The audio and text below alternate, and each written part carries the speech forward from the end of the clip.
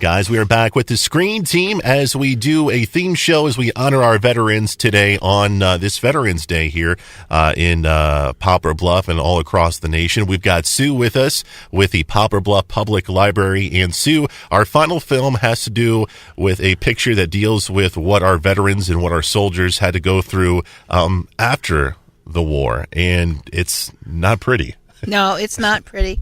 We have the main character that's played by John Voight coming back, and he's paralyzed, I would assume, from the waist down. And he's meets Sally Hyde, played by Jane Fonda, at a veterans hospital where Jane Fonda's character is volunteering at the hospital. And as she works with the veterans, and particularly John Voight, but as they develop a relationship, and keeping in mind that, yes, we all know that Jane Fonda was known as Hanoi Jane.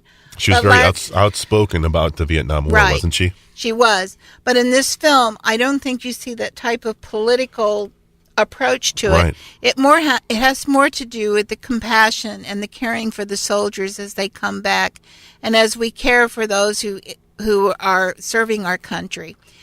Sally is married to the character named by Captain Bob Hyde, played by Bruce Dern. Again. I was looking for that name. I was like, what was that guy's name? Bruce Dern, yep. Yeah, and I just want to throw out another name that we all know, Bob Carradine, or Robert Carradine is also in the film as well. So we have, again, another film with high-powered actors and actresses who have nearly 40 years later, who are still doing great things in what they're doing. But Sally is a very traditional wife. She's a soldier's wife. She's, in fact, an officer's wife. And there are certain criteria that officers' wives have to meet, and they have to be. And Sally tries to do this. But as her husband goes off to war and she's trying to find things for her to do and to be, she grows and she learns and she changes. But not to the point that she doesn't love her husband or doesn't still care for her husband.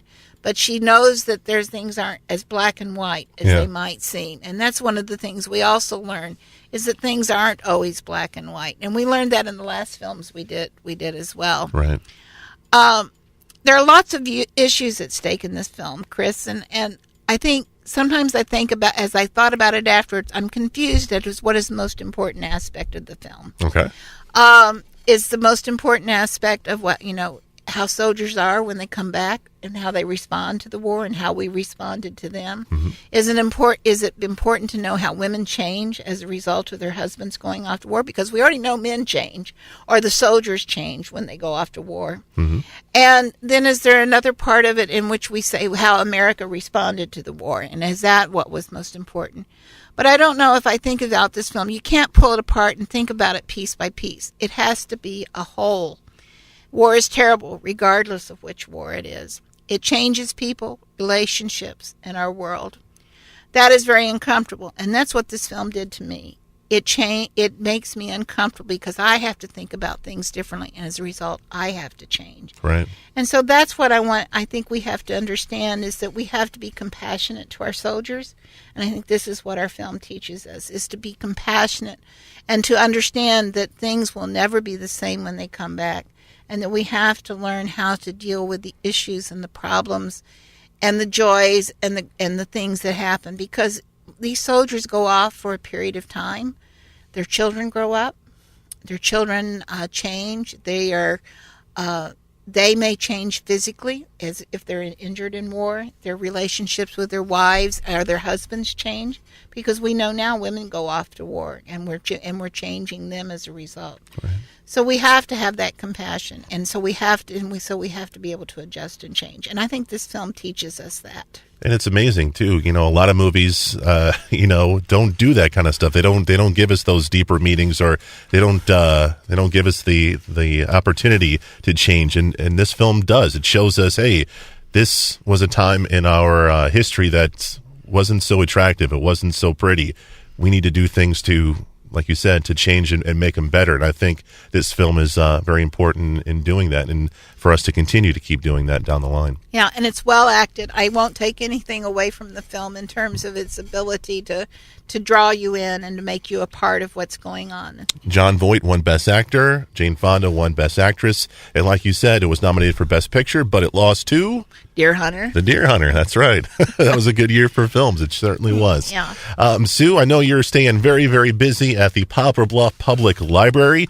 What is going on, man? Oh gosh, the month of November is jam-packed, and I'm excited for some of the things. Mm-hmm. Speaking of films, we have made this year to be our theme of musicals for our Sunday movie matinee. Great. And the one that is Sondheim's Into the Woods, which is November the 19th at 2 p.m.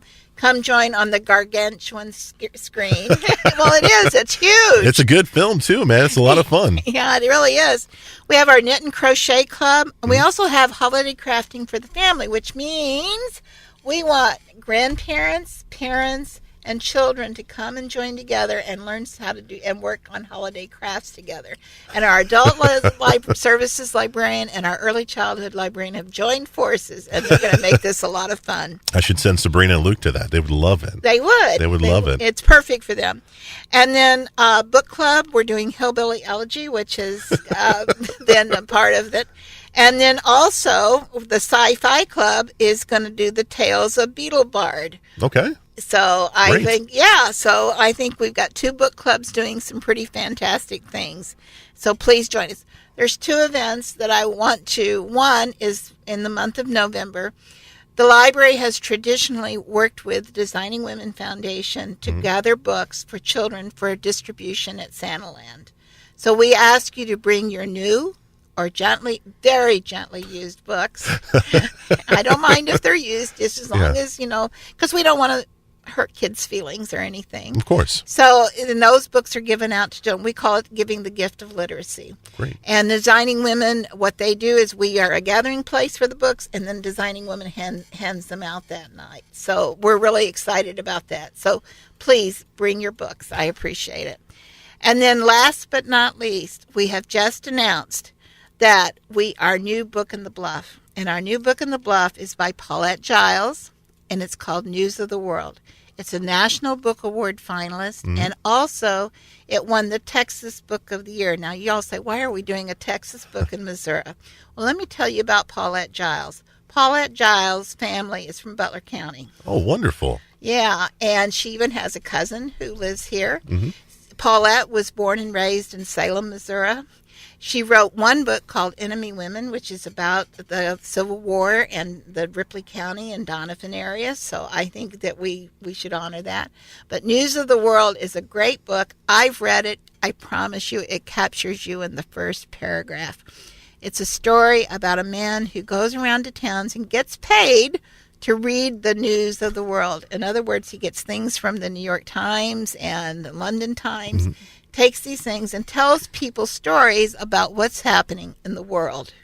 And people are interested, and they ask questions and they learn from it. But the Army knows he's getting ready to travel to San Antonio, and so they contract with him to take a young woman who was captured by the Native Americans and the Kiowas, as a matter of fact, and to take her back to her family. I won't tell you anymore, other than the fact it's the relationship between and it's this book for everybody. It's a Western. It's about family. It's about relationships. What more can you ask for than a grandfatherly type fellow and his relationship with a young girl and helping her to grow and become? Wonderful. That's exciting. And when is this happening again? Paulette Giles will be appearing in Poplar Bluff on March the 8th. I was jumping the gun a little bit. I'm sorry. Yeah, that's okay. No, but I need to tell people because you're not, this isn't the last you're going to hear from me because we're excited. And also, you guys got, do we want to hit on the John Wayne movies coming up in January? We are going to show True Grit and The Searchers, and this is the original True Grit we're going to show as a Sunday movie matinee. And it's going to be in addition to our regular Sunday movie matinee. Wonderful. And we also want to remind folks that if they want to rent movies or TV shows, the library is an awesome place to do that, right? And it's for free. It's not just a rent. It's a free rent. Yeah, free rent. And you guys have the website, too, as well. Let's hit on that before you leave. Okay, the website, www.poplarbluff.org. That's how you can search for what movies we have. You can find out what's going on in the library. You can find out what new stuff has been added, and not just books, but also our DVDs. We have this scrolling marquee across the top, and you can just go, oh, they have this. And so please come visit us. Visit us, whether you visit us virtually or you visit us in person. We want to see you guys. There you go. There's Sue. I'm Chris. We are the Screen Team. And before we go, we want to obviously thank our veterans, no matter where you are, if you're here in Poplar Bluff, Butler County, if you're listening, streaming us anywhere in the world. Thank you so much for everything you do and for protecting the freedoms that a lot of us take for granted here. So thank you once again. And we'll be back with more Screen Team coming your way next on KWOC.